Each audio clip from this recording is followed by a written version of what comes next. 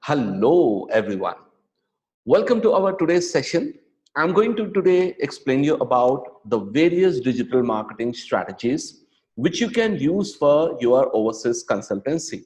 So if you are working with an overseas consultancy or if you have an overseas consultancy, definitely this video is for you so that you can learn about different aspects and different strategies of how to use digital marketing for your business growth. So if you are new to our channel, I request you to please subscribe to our channel and also like this video so that it will be reached to more and more people. So let's get into the video and understand what are the different aspects we have to consider when we are marketing for a overseas consultancy. So first thing is, whenever we are working on an overseas consultancy website, you have to remember that various consultancies have different business divisions. For example, the common overseas consultancies in India has three main divisions. One is the training division, where they offer different types of training courses to the students. And second is they work on migration, which is about as we know, moving abroad for work, for with family and PR and other aspects,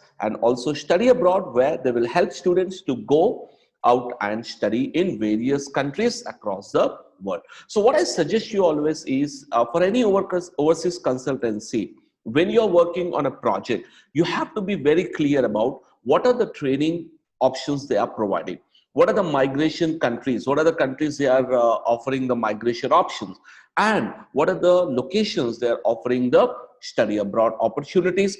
Because when we analyze, when we have all this data with us, it is much easier to build up a buyer persona. It is much easier to understand what is the exact goal of that agency. And based on that consultancy services, we can able to plan our strategy. Now, any digital marketing plan we are creating, any digital marketing plan you want to build, the most important aspect is to have a clear understanding of who is the buyer of our services. Which means here, if you take the aspect of our consultancy services, we need to define someone, right? Someone who is actually a buyer, so the question is, who should be this buyer? How can we define the buyer? Because if we can define this buyer in a proper way, then it is probability is that you can able to do a very good job in converting the users to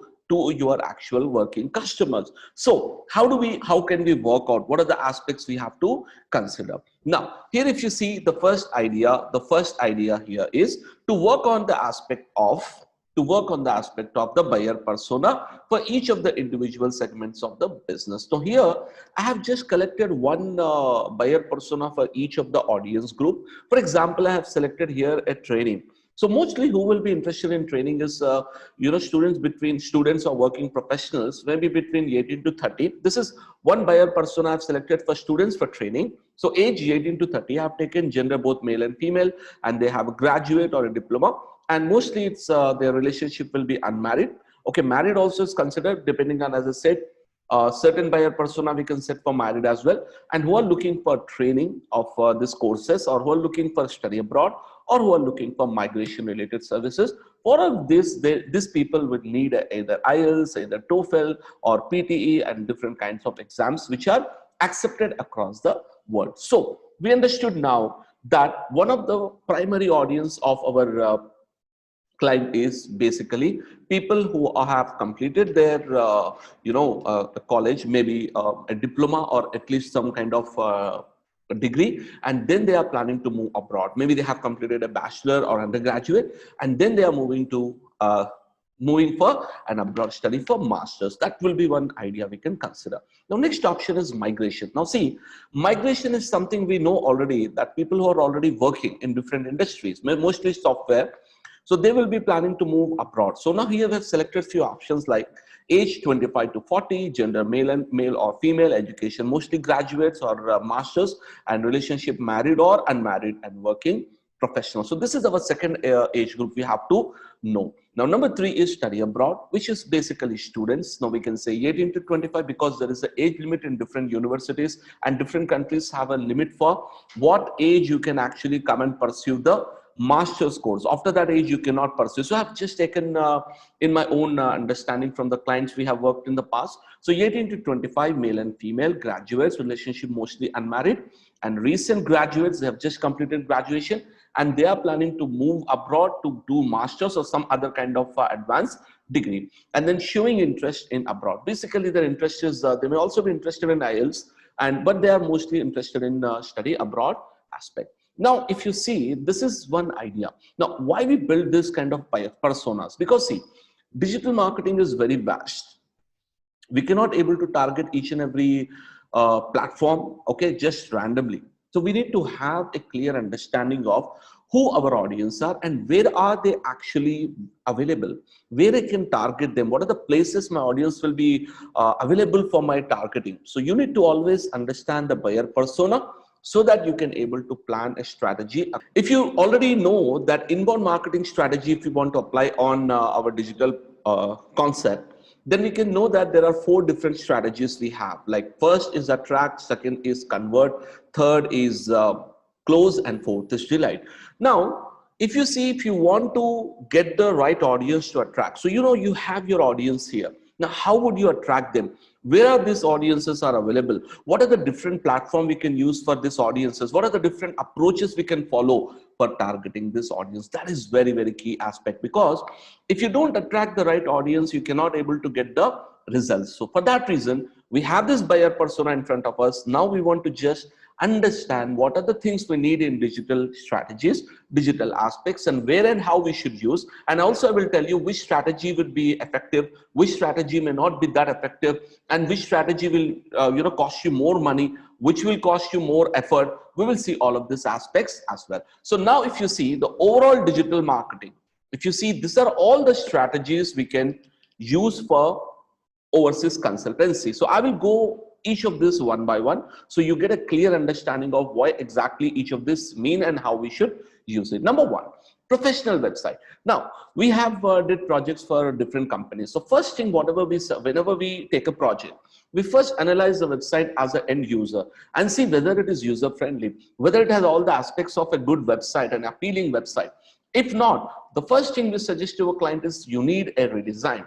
Now, sometimes what happens, a website may be in WordPress, but it is not perfectly designed. So we consider, we say that so your website is okay, it's in WordPress, but it is not in a right theme, it's not in a right structure, the content is not there.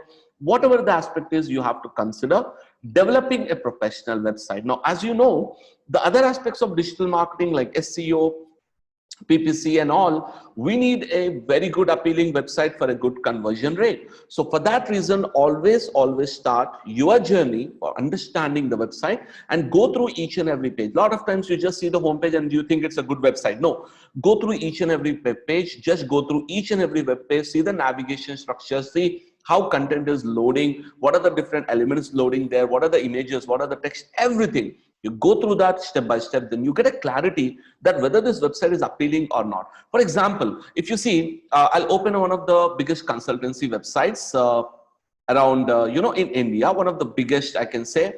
So let me open a biggest website in India. Let's say yaccess.com. Now, if you see, this is one of our biggest consultancy website. Now, if you open this website, you can see that pretty straightforward. It's loaded very quickly. All right, now the images are getting loaded. Now, this kind of pop-up boxes are very common in consultancy website, but generally, as you know, we don't recommend it. Actually, it's like a, the CLS, we have a factor of core web vitals, which doesn't like this kind of pop-up boxes. So I would say that would not be a great idea. Now, if you see, this website is very, very simple, very neat, very clear. And whatever you want, you can directly go to that section and you can have an access and migrate work very separately, defined, so that anyone, if I'm looking for coaching, I can just go to the website very quickly. I can access different types of coachings they have, different types of courses. So that is, what we expect from a good website. So bad website is something where you open the website, you're not sure what exactly they want to say. It's not loading properly, it's not updated properly, there is no proper navigation structure, and many more negative factors. So make sure you have a professional website, the first element. So make sure you have a good website so that all other activities of digital marketing will be fruitful and beneficial for the overall project. Now, the second element which you should focus as a local SEO is local SEO.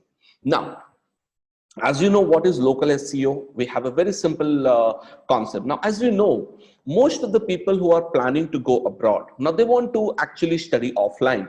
They want to visit the place. They want to, go to the place. So if you see, if I am trying to do a consultancy, services for a local company, so maybe let's say I will type a query. For example, I'm looking for study abroad consultants. So let's say study abroad consultants in Hyderabad. Now, this is a keyword I'm typing. Now, because the word Hyderabad here automatically will trigger the local SEO box. So let's go ahead and see the local listings as well. So we have an ad, we have an ad, we have an ad. All of these are ads. As we know, scroll down.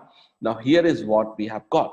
1, 2, and 3. So 3 listings of a consultants, whoever are the consultants, I have no idea about them.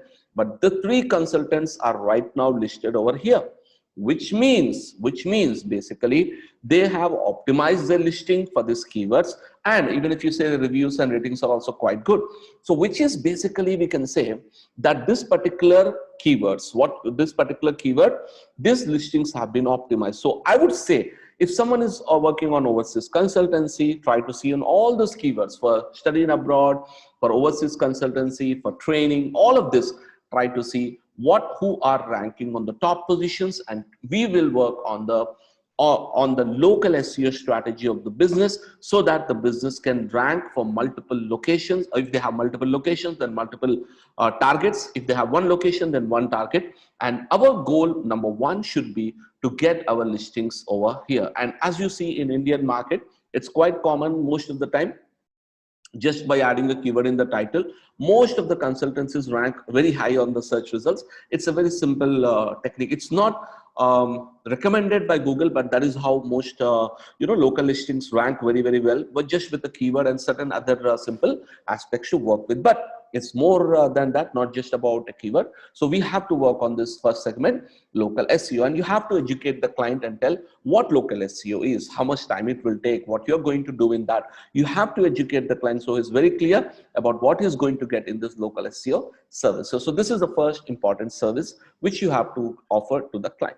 Now comes a very complex and very time consuming, but if done well, will give extreme and very good results, and that is search engine optimization.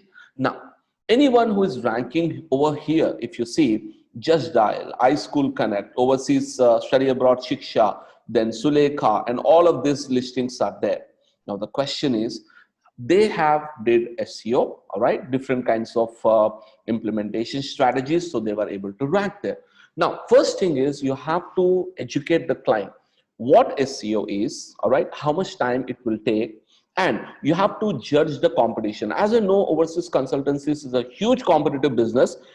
For most of the keywords, either training, either study abroad, either courses, or either migration, I would say on an average, it will take easily 6 months to 1 year for any new business or a new entity to rank in the search results if proper work has been implemented. It's a 6 months to 1 year of job, and it's again say, every keyword may not be optimized, every keyword cannot be ranked here, because as you see, SEO is a progressive work. It's not a one-time work. So you have to explain to the client what SEO is about and what are the aspects of SEO, what are the challenges of SEO, and they take up the project. Now, if you are a consultancy owner, you have to understand SEO is not something we can get overnight, all right? So you need to have that patience, you need to invest money, you have to have patience in the team who is working on it, and you have to monitor what they are doing, what are the aspects. You take the reports and see how the impressions are increasing or not, clicks are increasing or not, or for long tail are we ranking or not. And also I will suggest one very simple idea, as SEOs already know, always we start with the long tail keywords so that we can have ranking quick for this long tail keywords, and then we can push forward for the short tail keywords as well. So SEO is one very important aspect which has to be implemented for a consultancy business. So this is one very tough. So I will just define it as in a red color because it takes more time and more effort. Now comes a PPC campaign. Now here I will put it into a green. Now reason I'm putting this into a green is basically, as you know, PPC is over here, right, on the top of the listing. So it's more about, you see this listings here. It is more about, how much is the capacity of a client to spend on ads, which is what is the monthly budget. Is he willing to spend 1 lakh? Is he willing to spend 2 lakhs? Is he willing to spend 10,000? What is the budget? Now, because I can tell you, PPC is a kind of strategy where if you do everything in a right manner, if you set up the ad groups properly, keywords properly, and all of these aspects properly, you can able to outrank any of the existing players. But the thing is, you should have to work on improving your quality score. You have to work on your optimization score, etc., so that you can rank very high on the PPC results. But I have noticed here, most of the time new businesses will rank at the bottom in the beginning until they achieve some kind of good quality score, and once they do it, they can able to jump upwards into the listing. So PPC is a very, very great strategy for your overseas consultancies, where you can get quick results and you can have a very good outcome if you run a campaign in a proper way. And one more important thing, personally, what I suggest most of the time is having a unique landing page for PPC ads will be more effective, because your regular search landing page may not be that much effective in many cases. If it is okay, if it is perfect landing page, then no problem. But if it is cluttered, then I will suggest to have a unique landing page for PPC ads. Then we have remarketing. Now, see, we get some people from direct, some people from search, some people from PPC. Now, we should have a mechanism so that we can follow these people. We should not leave them, right? So they should be reminded that they have visited our website. So that way, what happens, this remarketing loop will keep them active, that, okay, I have visited this website. This is a kind of consultancy already available. And I would say this will cost you a lot of less amount of money, and it is very effective if it is done in a right manner. So I would say remarketing is also very, very important strategy for overseas consultancies. Now, moving on to organic SMM. Now, social media marketing, we can say. Now, the only problem we have with organic marketing, I'll tell you my own own experience. I will tell you. You see, organic marketing, creatives, all right, planning, creatives, regular postings, building up our audience, it's great, all right. But only problem now on Facebook, Instagram, YouTube, or LinkedIn is getting the reach. Now, if you see, you may say that, sir, in IG we can create reels and get the reach. That is fine. That's one of the aspects. But I would say the challenge in organic marketing is very good creatives. You need to have a good graphic designer who can create extremely beautiful creatives, and you have to have more informative. Most of the overseas consultancies always focus on what are we offering, what are we promoting, what are we promoting. What happens in that is, if you only talk about your promotion, why would someone follow our page? Think about it.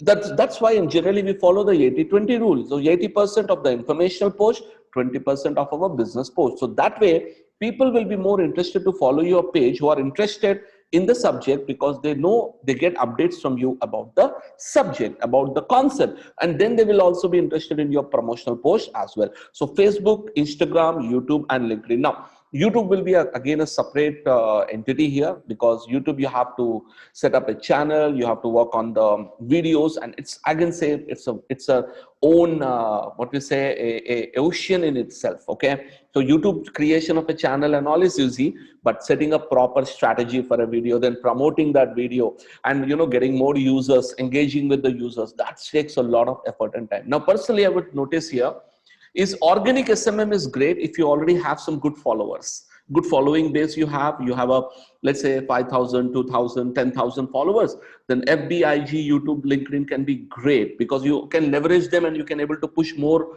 You get more followers and you can work. But if it is a new consultancy, then you need to build from a startup. You need to also work on paid Facebook and getting your likes, getting your followers, so that you can have a branding exercise as well. So organic SMM, I would say, it will be not that fruitful in Facebook, Instagram, and LinkedIn. You may not get likes also, because engagement rates have been just like 1% today for Facebook. In Instagram, it's like the total reach is like 10% of your audience. It's very less. And YouTube also, it's very low now. So that is one challenge you will have in organic SMM. It will take a lot of time, actually. Planning and content creative design and all, it takes a lot of time. But end of the day, the results may not be that much positive or that much effective. So I would say that is has to be a part of your process. Then paid SMM. This is one of the best ways to build up your brand and build up your visibility in the social media. Facebook ads, amazing. In most of the time, I would say lead generation. Facebook lead generation campaign works like wonders in our overseas consultancy business. Now, if you send a person to a website, he may fill the form or not. We have no guarantee of. There's a very less chance. But if you go with a lead generation, I have seen personally, I've worked for many clients, so I have seen that lead generation campaign works very well on Facebook and Instagram. Now YouTube, I would say, if you are creating some informative videos, don't create your promotional videos only, create some informational videos and try to push them up. All right, so when you are pushing your informational videos in the form of advertisement and also some promotional videos, that will create a lot of visibility and a lot of users will start following, and that will really create a lot of buzz around your overseas consultancy business. So I would say personally, paid social media is a must to get the quick leads. Not even quick, it takes time and effort to get the results for your business. And then most consultancies don't follow this actually. Ebooks, content marketing, create some quality ebooks. For example, guide to study in Canada.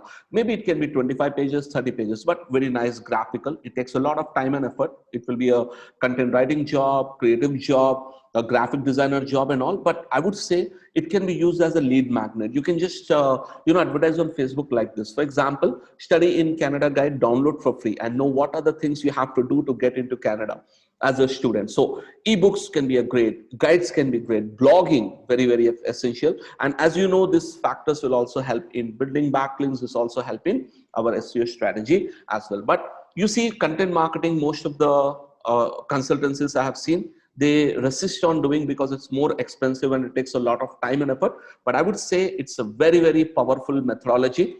It's very rarely used, very less used, but I will say it's a very great opportunity for you to work on this segment to get a lot of visibility and value. And email marketing, as I said, it's a very easy methodology and you can start with, already you're starting getting leads from Facebook, you're getting leads from local SEO and all. So you can put up all this data into a proper email marketing software like a ConvertKit or maybe a MailChimp or any other software, and then start some nice campaigns where you will have a drip strategy, an automation strategy, where every week you are sending one email or every 2 weeks you are sending one email relevant to the audience.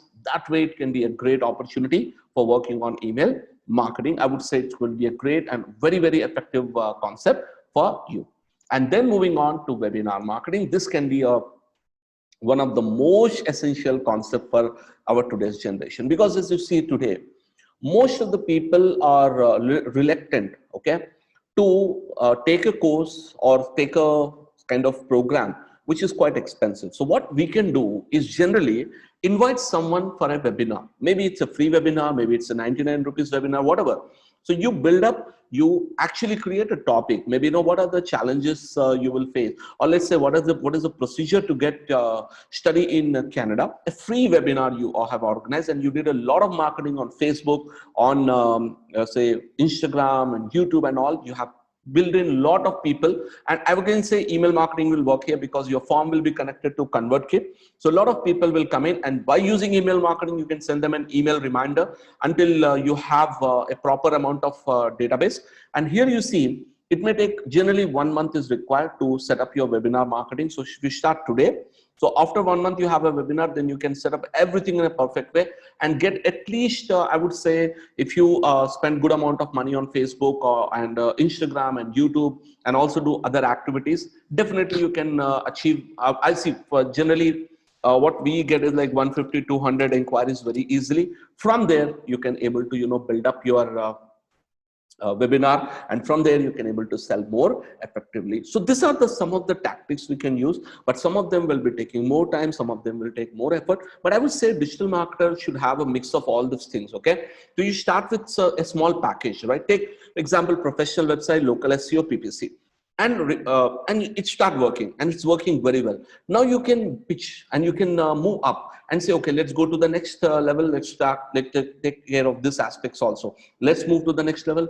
Like that, you can actually add more services, as well as the client will get more benefit because he's going to get a lot of value from whatever the activities you will be doing in all of this marketing. And one more strategy I would say, which can be very effective for our overseas consultants, I have not mentioned here, It is influencer marketing, because there are so many English teachers, there are so many people who are teaching IELTS, there are so many channels who talk about abroad. Now that those channels, a lot of people watch those channels. For example, if you see, I have seen some Canadians and US people who are actually now in Canada or US, and they make a lot of videos about lifestyle of Canada, study in Canada, and salaries and jobs in Canada. Now, you can communicate with those people because a lot of people from across India watch their videos, all right?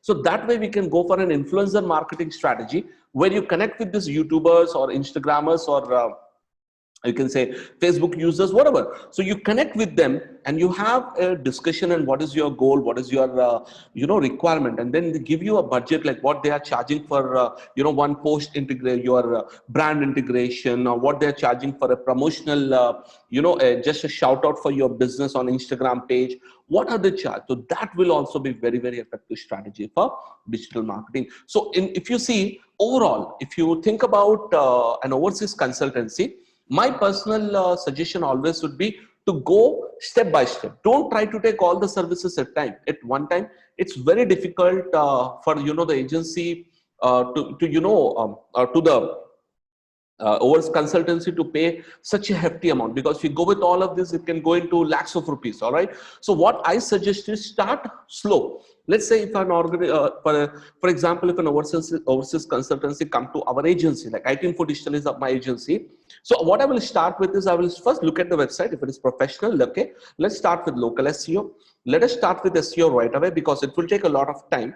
Let us go to PPC and paid social media. So I would say one, 2, 3, and 4. Now I will not even worry about the organic SEO for now. Okay, so 1, 2, 3, and 4. So 4 activities we will start immediately. Now, as we progress, now we start getting leads, we are getting some business, we are getting some return on investment. Now then we can add one by one. Next we can add a remarketing, then we can add organic, then we can add content strategy. So what we can do here is, rather than clubbing everything together, you can have a plan. First 3 months I want to do this. After 3 months, this is my plan. After 3 months, this is my addition. So this way, when you actually go towards a goal with a specific concrete goal, then your results will be much more better and much more effective. So overseas consultancies has to understand that it's not a magic wand here. Okay, you can't just like digital marketers are not musicians who can just do something as a they do some trick and they get the result. No, digital marketing is not a trick. It's a consistent effort which has to be done to achieve a specific goal. It can be trained, it can be a conversion, it can be a sale, whatever it may be. So it takes time and it takes effort, and you have to build a proper strategy. So I hope you understood the idea that overseas consultancies can definitely benefit from digital marketing if they implement a right strategy, if they implement a right approach and go slow in the beginning, and as they move on, they take more usage of different services and grow very well. So I would like to suggest you, if you have enjoyed this video, please hit the like button on this video so it can reach to more people. And as you know, I'm the owner of and founder of ITinfo Digital, and also have other partners with me here. So this is an agency which I'm running where we are helping different kinds of small and medium scale businesses. So if you have a business, if you have any kind of business, now as I said, we don't take every client project because we have a certain conditions as well, because every client we may not be able to serve.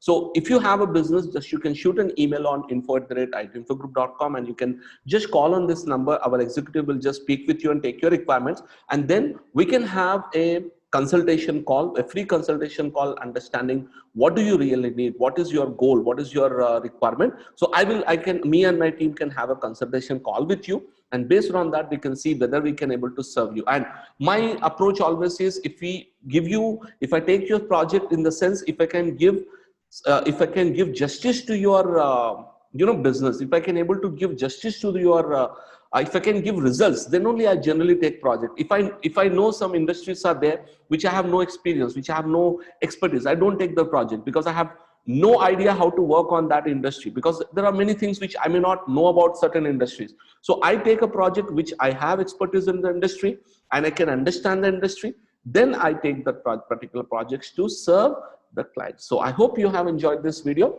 and in the next video I'm going to come up with another video where I'm going to explain you about digital marketing strategies for hospitals and clinics. If hospitals and clinics are there, what are the different strategies can they use to grow up their leads and grow their business? Thank you very much.